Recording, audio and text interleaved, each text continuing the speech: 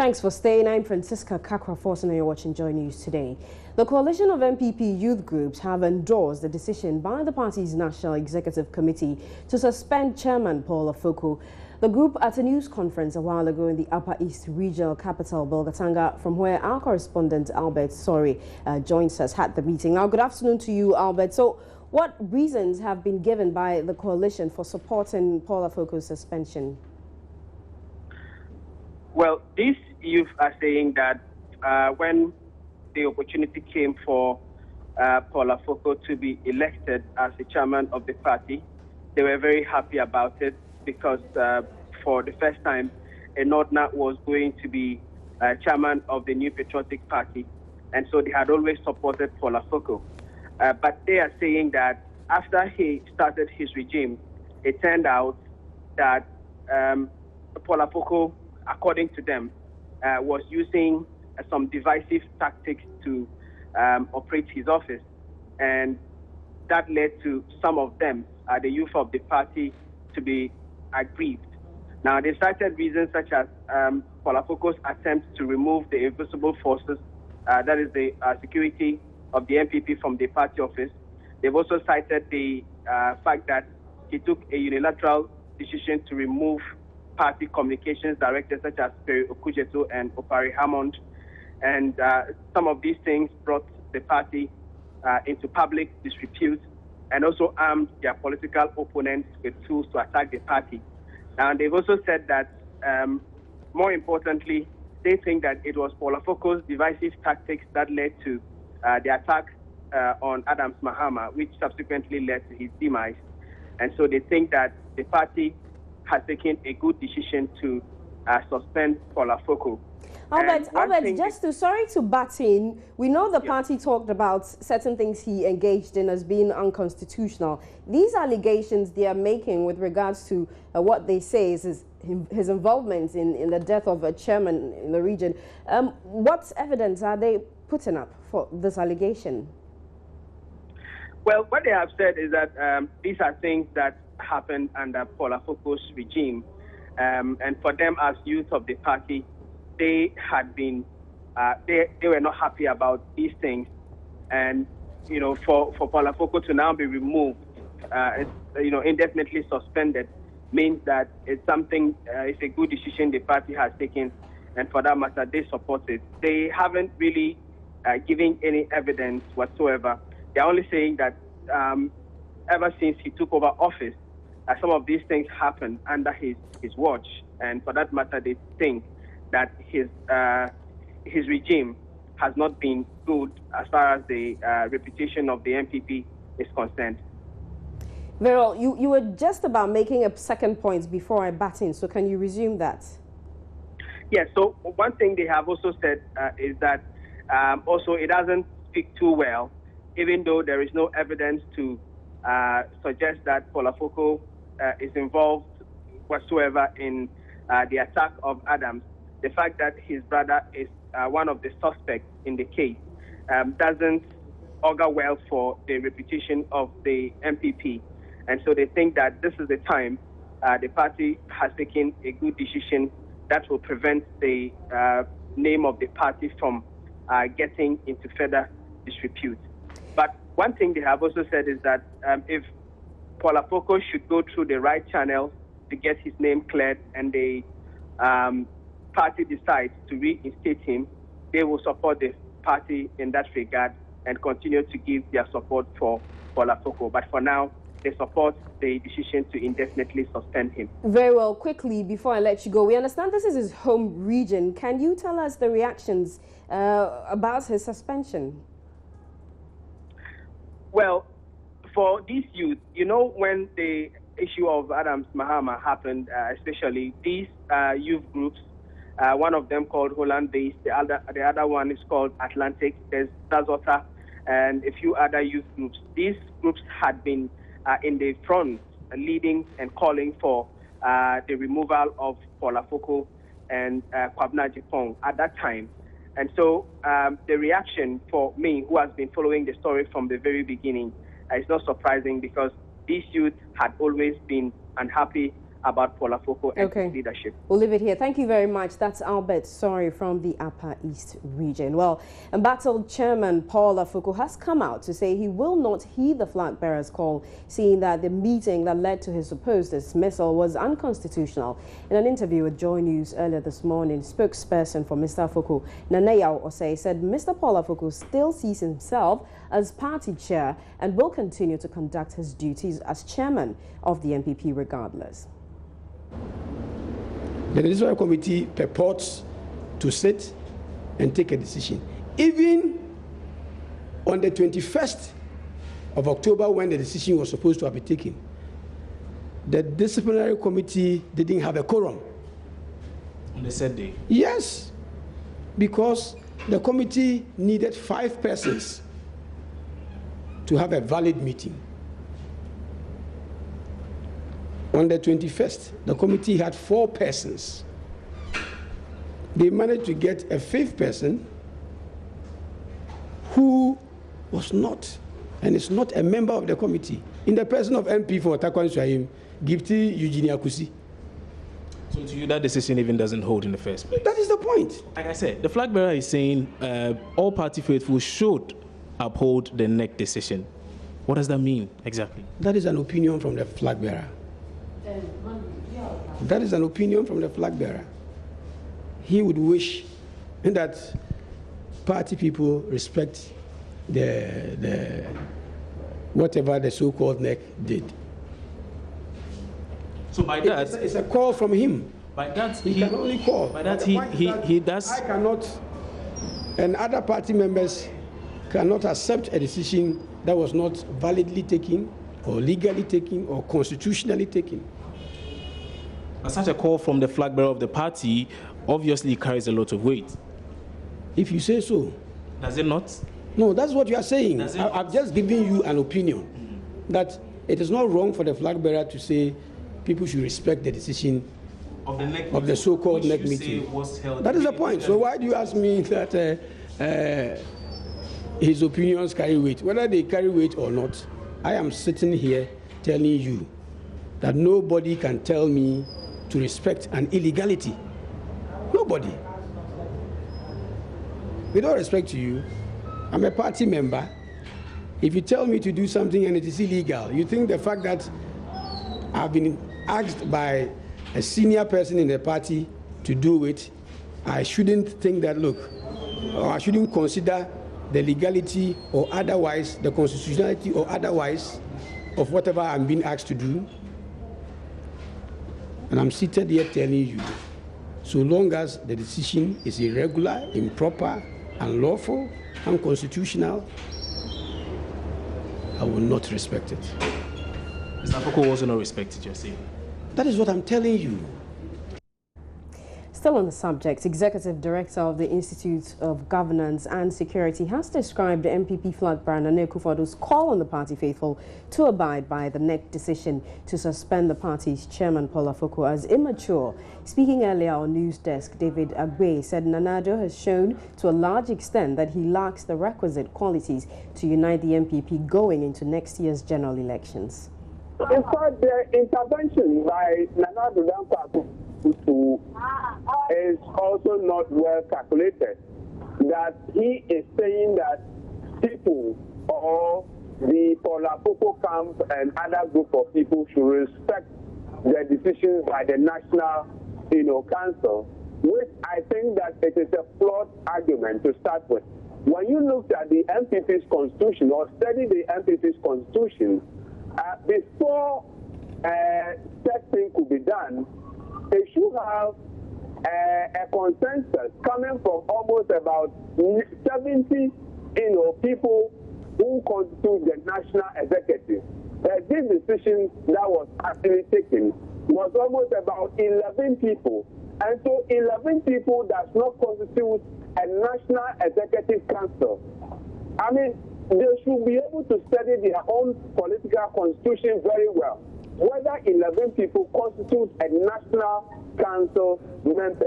So Nana Akufo, being a lawyer, one would have expected that he would have examined their own party constitution and do check and balance whether I mean, those people who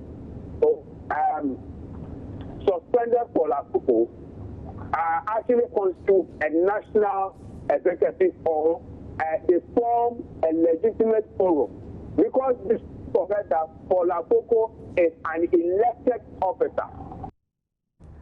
Political scientist Dr. Bosman Asare is, however, urging the embattled party chairman to seek redress in court, saying that the decision to suspend him did not follow due process. He spoke earlier on News Desk.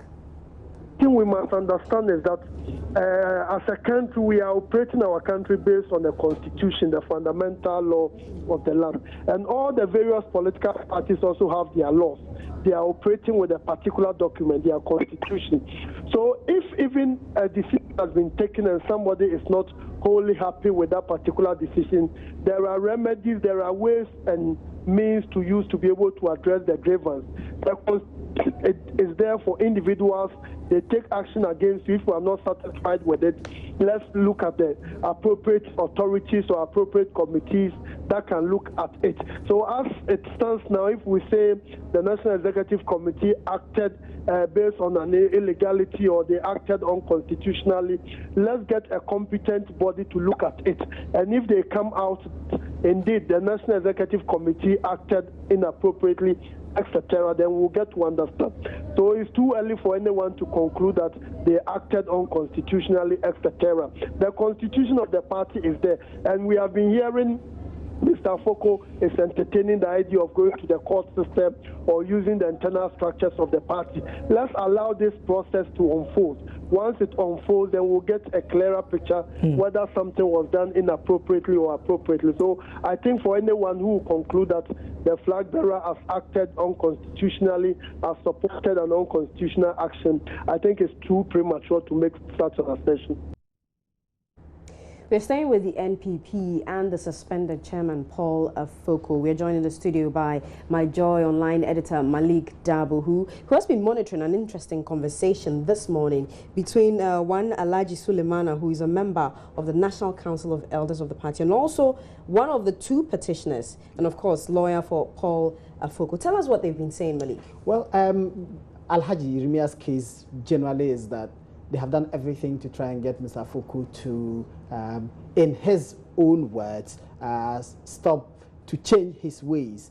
And his opinion is that since Mr. Afoko was elected, he's taking decisions that, in his opinion, haven't helped the party. And he catalogued some of those decisions which he thought didn't help the party. He said about 80 meetings were held in Amabuzia's house by the Council of Elders to try and talk Mr. Afoko into amending his ways and taking decisions that would help the party.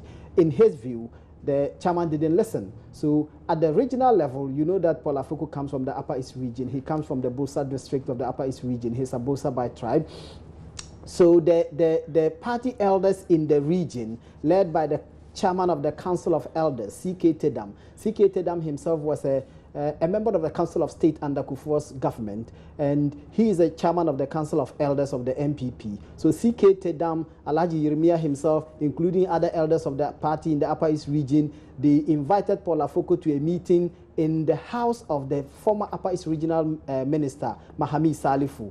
Alhaji Yeremia says when they invited Mr. Paul Afoko, he didn't turn up.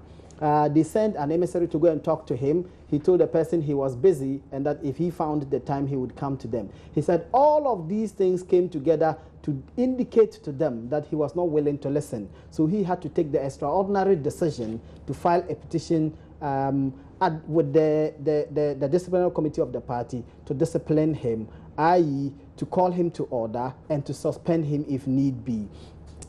He makes a point that in the face of all of the things that had happened, Afoko's failure to turn up when the disciplinary committee invited him is in itself an endorsement of an unwillingness to play ball and to do that which is right.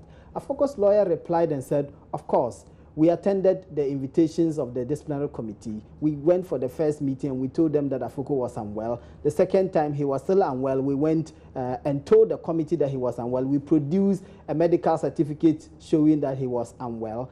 The third one that we were supposed to meet, there clearly were security challenges, and we pointed that out to the committee members and told them that Mr. Afoko did not feel safe. to come to the meeting at the venue that had been chosen. Of course, Alhaji Iremia responded and said the second time that they brought the medical certificate, Paul Afoko was in another meeting. He chaired another meeting. The lawyer responded and said if he was unwell in the morning, it didn't mean that he would have been unwell in the afternoon to attend the meeting. So those have been the argument. But the lawyer's case generally is that when they appeared before the committee, they raised preliminary objections, i.e. about jurisdiction of the committee to hear the matter.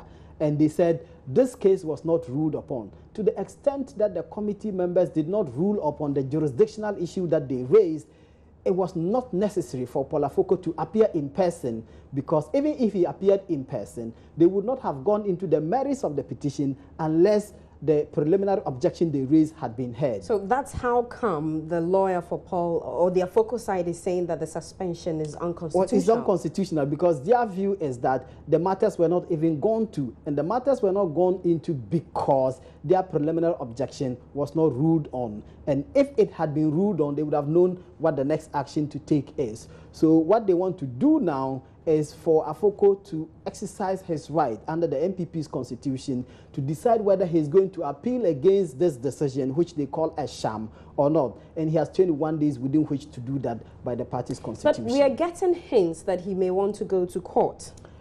His lawyer this morning didn't make that a categorical statement. He said that Mr. Paul Afoko is here to determine whether he's going to appeal against the decision as the party's constitution lays out.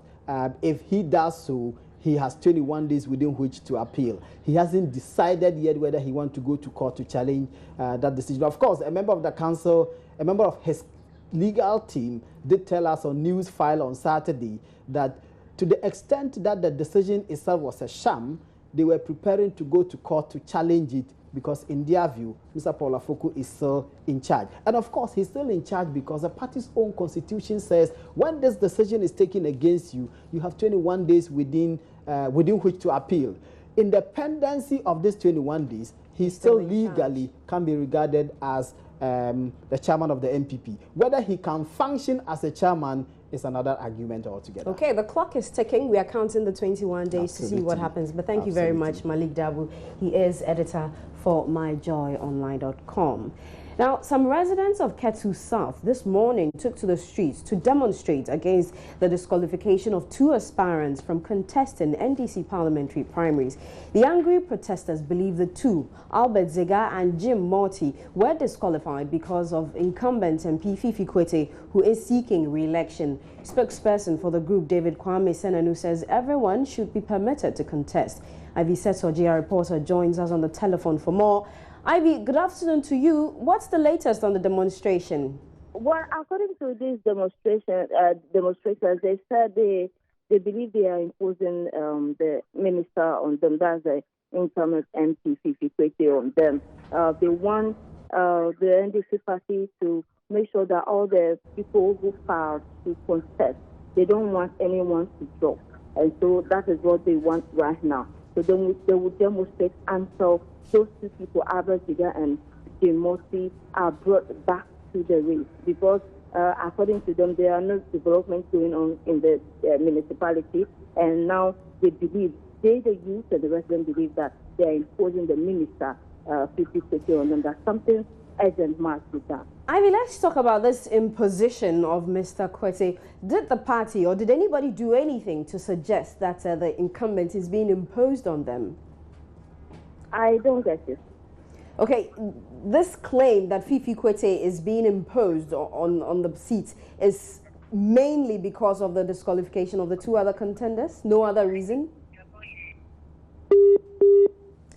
Okay, I think the line has dropped and we have lost Ivy Setoji. We're trying to get an understanding of a demonstration in Ketu South by some residents who say that the incumbent MP, Fifi Kwete, is being imposed on them. We'll take a break on Joy News today. We'll be back with more stories. Please stay.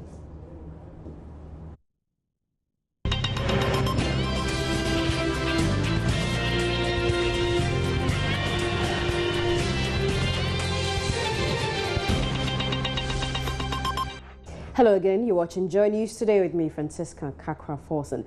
The Food and Drugs Authority says it will embark on a nationwide clampdown of activities of unscrupulous persons engaged in the sale of cancerous palm oil. This follows the confiscation and arrest of some market women in Accra for using Sudan 4, a textile dye, to mix palm oil for sale in markets. Now, the dye is said to make the oil look attractive to unsuspecting buyers. Head of Food Safety Management Department at the FDA, Maria Johnson, says the dye contains carcinogens and therefore cautioned the public to be more careful. She told Mama Barges on the AM show large quantities of adulterated palm oil were confiscated from 10 major markets in Accra and Tema. We actually got 50 samples from these 10 markets, 5 samples each. It was only Kaneshi markets that we had 4 samples testing positive for Sudan 4 and only 1 testing negative. So apart from Kaneshi, all the markets, we had 100%. And when we put all that together, as in the 50 samples, we had 49 samples testing positive for Sudan 4. So what are you saying to all of us who will be going out to the market of the today? Oil in the 10 markets that we did the sampling from tested positive for Sudan 4. So what should we do now? It's not serious. Buy, because that's what's on the market. In the meantime, that is how sure you can be. The sad thing about it is that for now, we don't have a rapid testing kit, a rapid test kit. So we cannot be able to go to the market and say, well, or, you know, we have it for the salt. For the salt, we could do it. You do it, and then you can tell which one is iodidated and which one is not iodidated. For this one, there isn't any test kit. If I rush to Malamata after the show to want to buy red oil, how can I tell that this has got the dye in it and this one has not got? Unfortunately for you, you cannot tell. Even me as a regulator, I cannot tell until I take it to the laboratory.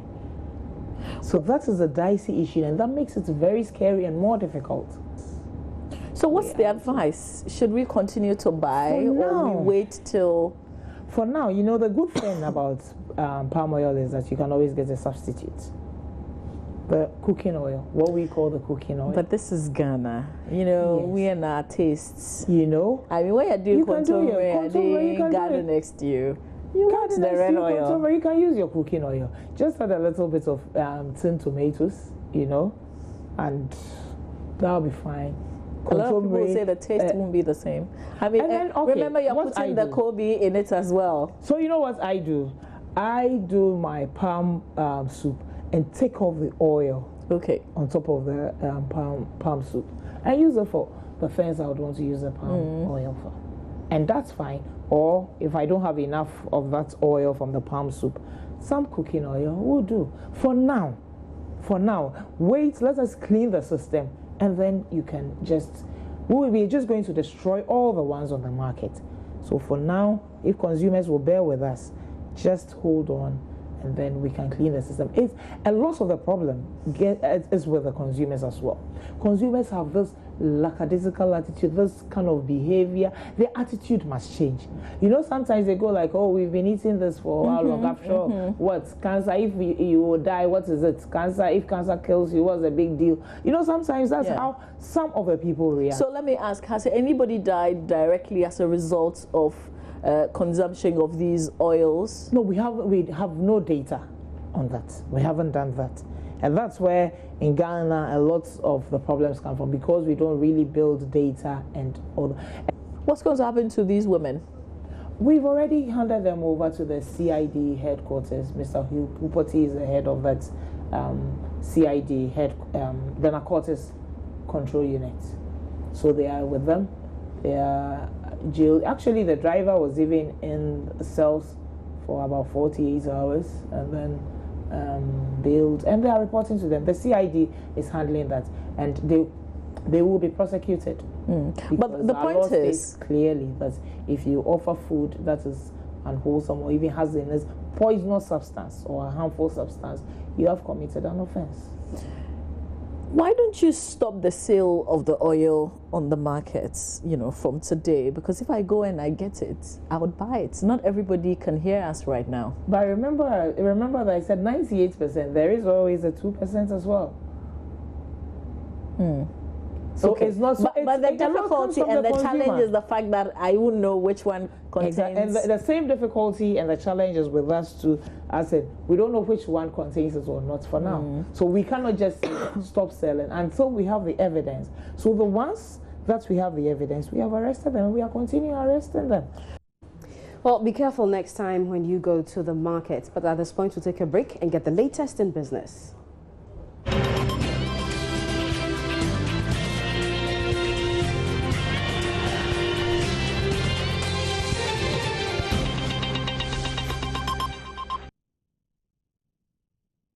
Hello again, let's talk business. Some customers of DKM who are still picketing at the premises of the beleaguered financial company DKM have been advised to go home and reconvene at 4:30 p.m. today.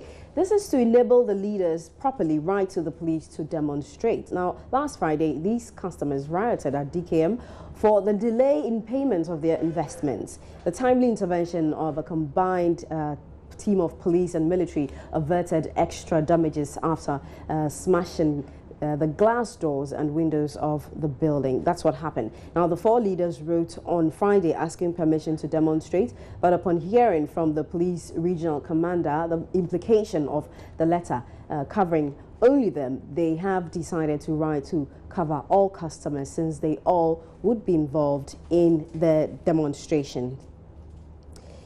We'll try on the telephone lines. Okay, I'm told that we do have Precious Semavo, our reporter, on the ground. So, Precious, we understand customers were at the bank today unhappy about their investments. Tell us what happened.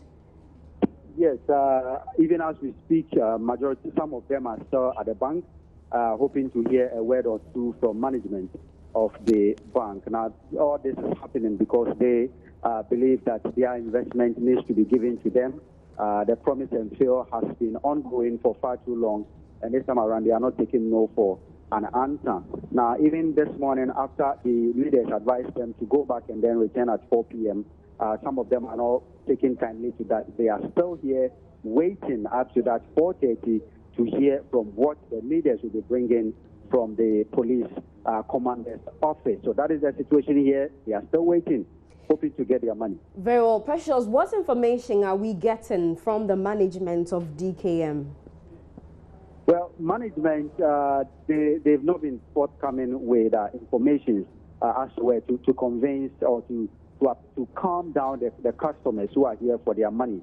Now, after Friday's disturbances, the only thing we've heard from management is a letter signed by the general manager of the company apologizing to all for what happened on Friday, and then promising them that police are investigating the damages that happened at their premises, and they can only give them a date to resume business based on the information that they'll be getting from the police after their investigation. Okay, we'll see how things pan out, but that's a Precious Semavo from the region. Now, Joy News has learned that the first power barge to produce 225 megawatts of electricity to deal with the ongoing power cuts is expected to set sail to Ghana Tuesday, October 26, after a brief commissioning ceremony. According to the initial arrangements, the barge was scheduled to set sail Monday, 25th October, but had to be rescheduled to Tuesday, 26. That's tomorrow. Government officials and selected media practitioners are in Turkey for the official commissioning ceremony before the barge sets sail. When the vessel finally docks in Ghana, another vessel is also expected to dock close to the power barge to supply it with fuel. This vessel will fuel the barge until such a time a fuel pump is connected for the barge. A source close to the power ministry said Car Powership, the company that built the barge, has testified it and everything is functioning efficiently. Under normal circumstances, the journey from Turkey to Ghana should take 21 days. That is 3 weeks. However, considering the urgency of the situation, a fast boat called a semi-submersible vessel has been contracted to pull the barge for it to arrive in Ghana in 2 weeks.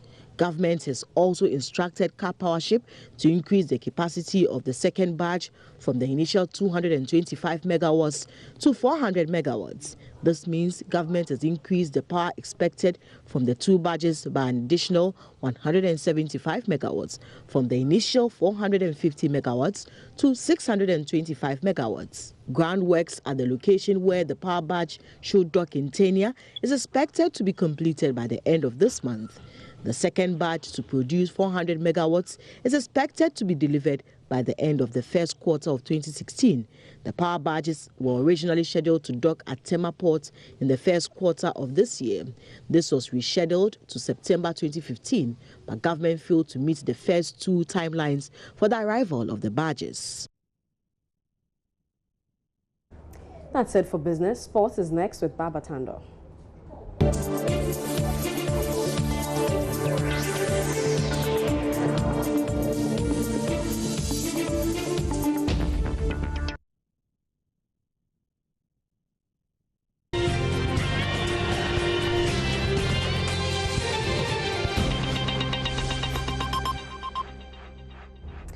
Welcome again. You're watching Joy News today. Now, news just in is that the chairman of the MPP's Council of Elders, C.K. Tadam, is defending the suspension of Paul Afoko as chairman. I myself, I thought, he said, no, he didn't come. He just was indifferent to everything. And we believe that the only way we can do this matter is to let the disciplinary committee take it up upon themselves, because he can't go to the chairman he can't be judged in his own case. And so the justified way was to bring him. And we only ask that he should be disciplined. He should be disciplined. He should be asked perhaps to wait until things are put in shape before he can come in, since he couldn't even go in. The climax of it all was the death of the Upper East Regional Chairman, Adams. And I believe it shocked Ghana, not we alone. And not because we are Northerners, but because we are the fathers and mothers of the new patriotic party. We took it upon ourselves to rally people together to bring peace and harmony. So the simple and the long and the short of it is that we planned to bring peace, but Paul Afoko would not cooperate. He simply wouldn't cooperate. His father was my very good friend. I assisted him to come to Council of State to join us, and we were mates in school. We were very good friends. When he came, I helped him in various ways to settle down. Paul Afoko himself, he and myself and his father helped him. So I have no ill feelings, and there's nobody who has ill feelings towards him. If today he agrees to reconcile with the party can find a suitable place for him to play his role in the politics. But this one where he will lead all of us into disaster and we talk and he wouldn't listen. I told him at one of our meetings, the National Steering Committee, of which I won, I told him at the National Executive Committee, I told him that he is to cooperate with us. If he does not cooperate with us, he is spelling his own doom. We'll take a break right now. When we come back, some international news.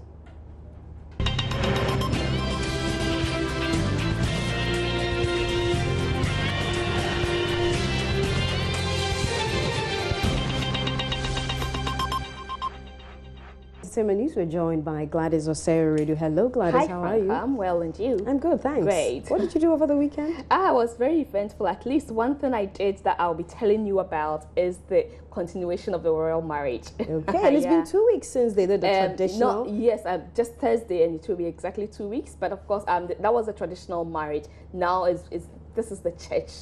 But it was very simple. I'm sure you can't wait to hear and see what exactly happened. Yeah, so let me tell you more about how it went. So the royal marriage is still on, and guess what? Last Sunday, that is just yesterday, the couple went to church to exchange vows.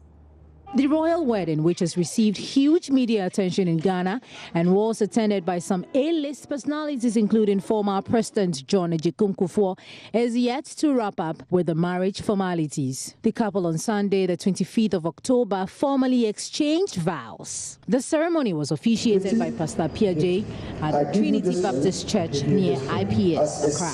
As a seal of our marriage, so long as we both shall live. I honor you. All that I am, I give to you. All that I have, I share with you. Within the love of God, the Father, Son, Holy Spirit. And the Holy Spirit. Amen. Now let's go. Amen. A bird whispers that there's one more ceremony to go to wrap up the royal marriage. We shall keep you posted.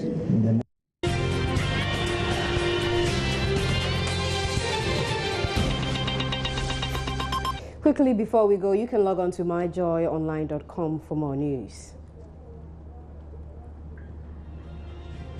That's it for Joy News today. I'm Francisca Kakra-Forson. Bye-bye.